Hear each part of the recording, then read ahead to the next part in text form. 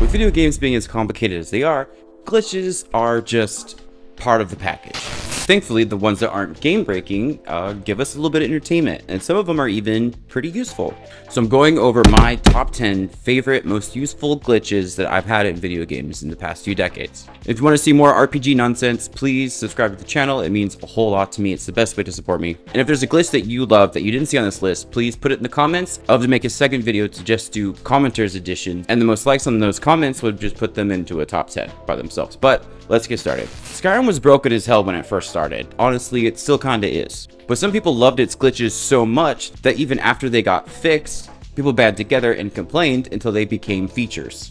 Take the Skyrim space program, for example. In Skyrim, if you want to be good at a skill, you have to use it. So if you want to, say, be good at smithing, you have to continuously make items. Easy, makes sense. And having the highest smithing skill lets you create the strongest armors in the game, like using those heavy-ass dragon bones, for example. But the catch is, for some reason, you get an equal amount of experience for the most basic item to make as you do the most complicated item. So there's nothing stopping you from, like, mass-producing a bunch of iron daggers, which just take iron ingots and leather scraps. So you just keep on buying iron and leather to make the straps, make the daggers, then sell the daggers to buy more iron and leather straps. And there's 2 smiths in Whiterun, so you're able to mass produce these daggers over and over to the point where you have a max smithing skill out and you just started the game.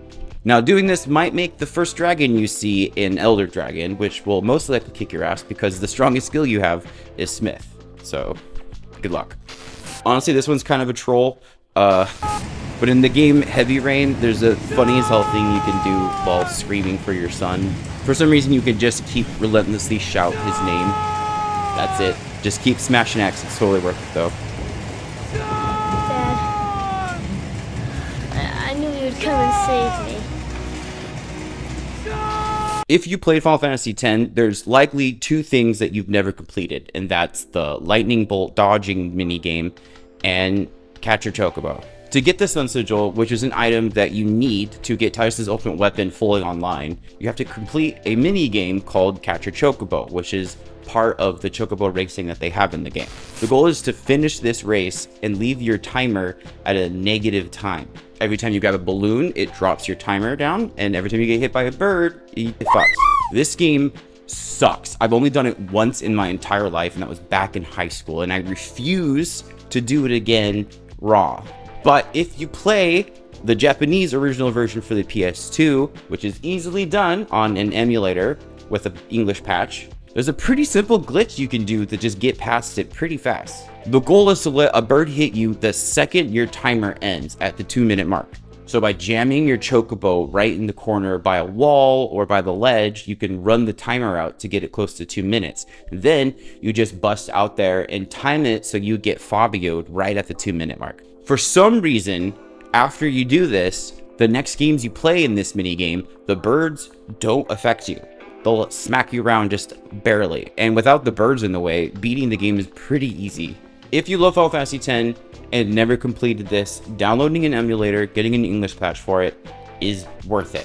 I've got nothing on the lightning bolts though. I don't know any tricks for that. Good luck with that one. That's the one that I've never done.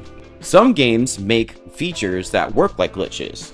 My favorite one being the one in Final Fantasy VII, so rarely triggered that most people didn't know it existed. And of course, I'm talking about the all lucky sevens glitch. In Final Fantasy VII, if the character's max HP gets raised or lowered to a total of 7,777, they go into this rage fugue state where they'll relentlessly attack 64 times. I don't know why it wasn't 77 times. Over and over and over again, each time doing 7,777. That's 497,728 points of damage, by the way. Pretty nuts. And funny enough, the easiest way to force this to happen is against one of the game's super bosses, Emerald Weapon. The Emerald Weapon has an attack called the Air Tam Storm, and this attack will do exactly 1,111 points of damage for every materia that they have equipped. So if you go into the fight with everyone at max HP, with only 2 pieces of materia equipped to them, it will knock them all into the exact state you want them to be. Basically, the team will just go office space on the Emerald Weapon, just easily getting through it. Now we had Skyrim, we have to have Yeehaw Skyrim. Now there's a lot of fun glitches in Red Dead Redemption 2, but the one that I consistently used is the one that's so eloquently named vomit roping. In RPG games, we're not strangers to fall damage. It makes sense. Falling off a cliff should hurt you, but we're busy people. We don't have time to walk down anything. So figuring out a trick that'll move you down to the bottom of a mountain fast is worth doing. And thankfully, vomit roping is pretty easy. Get close to a cliff edge that you want to descend and then open your inventory. In your inventory, you'll have to eat rotten food. Eating rotten food will cause Arthur to go into its vomiting mocap gesture and will force him to move forward off the cliff. For some reason, while you're puking, you don't take fall damage. And funny enough, Arthur seems to fall faster than his own vomit, leaving this string of vomit vertically up, which looks like a rope, hence the wonderful name vomit roping. Nuclear war has ravaged the world.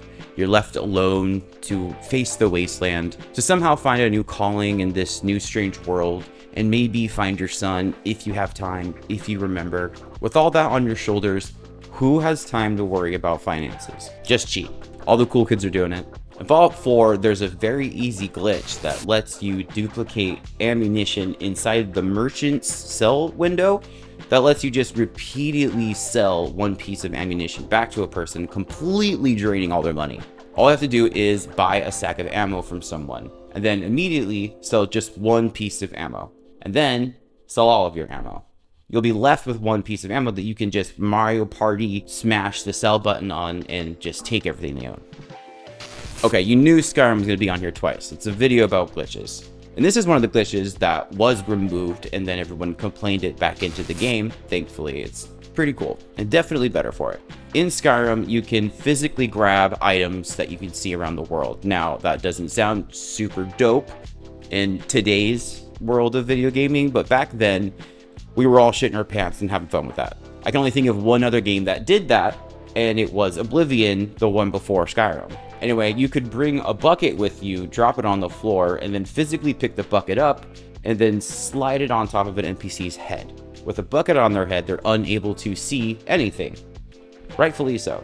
So while they're distracted, having a bucket on their head, you can take everything they own. And because they're Bethesda robots, they're too stupid to take it off. Being a thief in Skyrim is easy as hell. Baldur's Gate 3 has had a ton of glitches, but by far the most useful to me and the most easy to do has to be the permanent Flameblade and Shadowblade glitch. The spells themselves weren't that particularly special. They came with a lot of caveats, like having to concentrate on the weapon, so if you get hit, you could lose concentration and it's gone, and now you wasted a spell slot. You also couldn't cast another concentration spell with it. But then someone found out a trick to remove that caveat. If you hired a hireling, level them up to the point of being able to cast Flameblade or give them the item to cast Shadowblade. If they casted it and then put the item physically into their inventory and then send them back into the dark abyss that they call home, once you resummon them in their inventory would be a Flameblade or Shadowblade free of concentration. Now these can do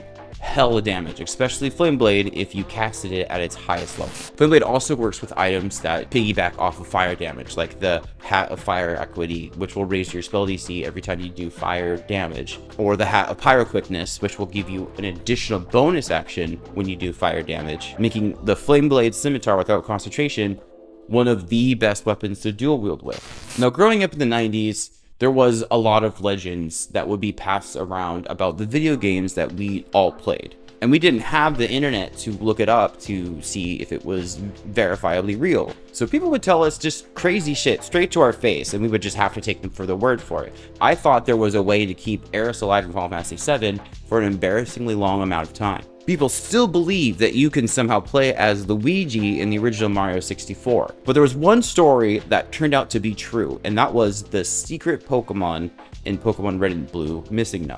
And you can actually get this little homie by surfing around Cinnabar Island if you immediately do that after speaking to the old drunk man touching his Weedle in Viridian City. Now, Missing No obviously stands for missing number. It's a program error. It's not a Pokemon. It's nothing. And catching it will actually have some devastating problems to your save states, and it will ruin your game. But there are ways to manipulate Missing No to duplicate items and stuff like that. But the fact that it was real just blew our minds. and actually made us more susceptible to all of the lies. Hence the whole Eris can be saved, Yuffie can die instead thing. Legit though, seeing Missing No was like us seeing Bigfoot. It was a big deal. Of all the games, of all the glitches, hands down, the #1 glitch I utilized more than anything was the duplication glitch in Oblivion. When Oblivion came out, it stole our lives. It was so transcending and complicated compared to anything we've ever seen. Everyone in my house played it constantly. My grandma still calls me to remind her how to do this glitch. And you can duplicate anything right at the game's opening. Unlimited items means unlimited money. Unlimited money means you're a god. And holy shit is it easy. The game gives you the items to do the duplication glitch at the gate. All you have to do is equip a stack of scrolls. Now the stack of scrolls has to have a quantity higher than the item that you're duplicating. So easily just equipping a stack of scrolls that has 2. And now all you have to do is drop an item from your inventory without leaving the menu. Equip the scrolls, drop the item. When the item drops, the number of items that will drop will equal the amount the scrolls have that you equipped. Equip a stack of 2 scrolls, drop a dagger, 2 daggers will drop. Now what you want to do with this is immediately find another scroll and continue duping scrolls until you have an absurd high number of scrolls. And then go into public places and just make it rain Danger Hearts or anything that's worth a lot of money. Go and sell them, and then you can buy all the best equipment in the first city. Do keep in mind that Bethesda's engine for this game can't handle a huge load of duplication. By that I mean unloading a stack of 500 books in a room to see how they spiral around. That's all I have for you guys today. If you have a glitch that you want to be put into a top 10 video, put it in the comments. I'd love to see another video of this come out. I want to tell you guys all about another channel. I've met them personally. I met them at GeekGirlCon in Seattle like 2 years ago, I think. This isn't a sponsor. I just like to tell people about channels that I think deserve more attention because they make cool stuff. I met Kurago Records there. They seemed super chill. They make lo-fi music out of video game tracks. They also make retro style printings like cassette tapes. This is their Kingdom Hearts lo-fi cassette tape. My husband bought a vinyl record. They're pretty cool people. The music's pretty sick. I put it on all the time. Kurago Records. I'll have a link below in the description if you want to check them out. Other than that, thank you so much, guys. Subscribe if you like the content. I really appreciate everything. Goodbye. I love you.